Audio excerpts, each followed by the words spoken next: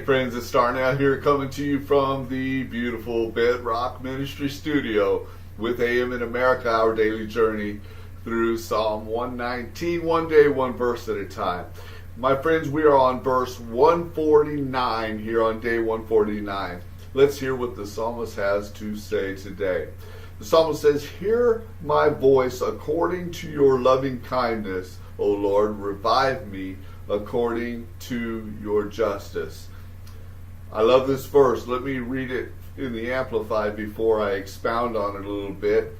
Verse 149 in the Amplified Bible says, "Hear my voice according to your steadfast love, O Lord. Quicken me and give me life according to your righteous decrees." So, I don't know if you caught it or not, but two different things the psalmist is saying here and asking for, and he's saying that I'm asking these two things, and I'm suggesting that they are contingent upon something of God's. Okay, so what is he asking for?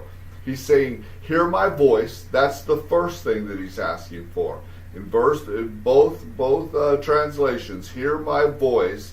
The second thing that he's asking for is to be, in the New King James, he says, "Revive me." In the Amplified, he says, "Quicken me and give me life." It's the same thing, but he's asking for God to hear his voice, and then he's asking for God to respond by reviving him, by quickening him and giving him life. But there's some contingencies that the psalmist is in other words, he's asking these things of the Lord on the basis of something that God has already provided. Okay?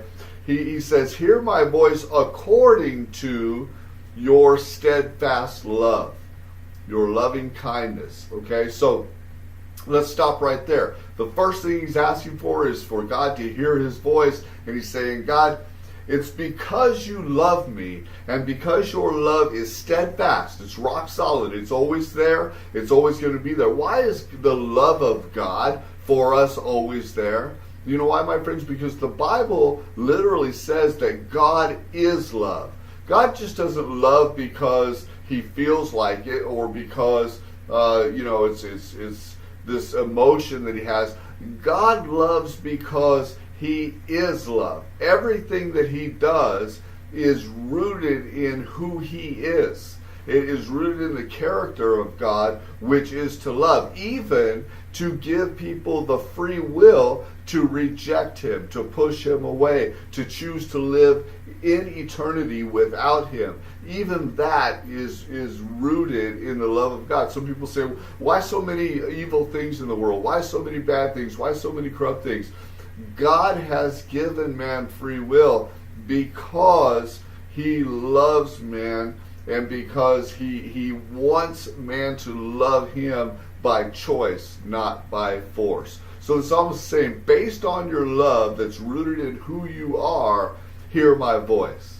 And God has already proven that he is willing and able to do that. The second part, he says, "Revive me," or "Quicken me," or "Give me life," according to what? According to your justice, according to your righteous decrees. I love this because what this verse is suggesting is that it's the love of God that allows him to hear us in the first place, and it's his just and righteous decrees, in other words, the promises that we find in the Word, that will actually revive us and give us life. And that is something that I have been teaching and saying all along.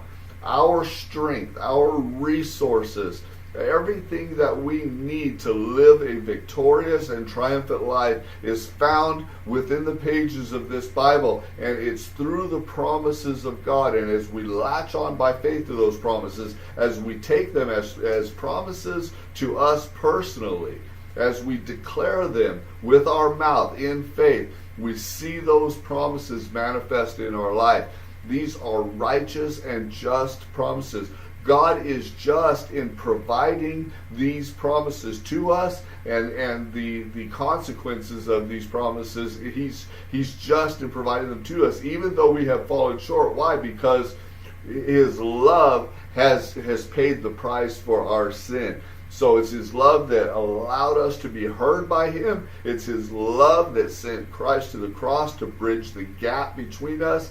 And it's his love that embraces us and provides through the promises of the Bible everything that we need to be revived and live a victorious life. Man, that's good news, my friends. I hope I articulated it well enough to where that you can get your mind around it. That is Psalm 119, 149. I hope it blesses you today. This is Darnell coming to you from the beautiful Bedrock Ministry Studio. Now let's go change the day.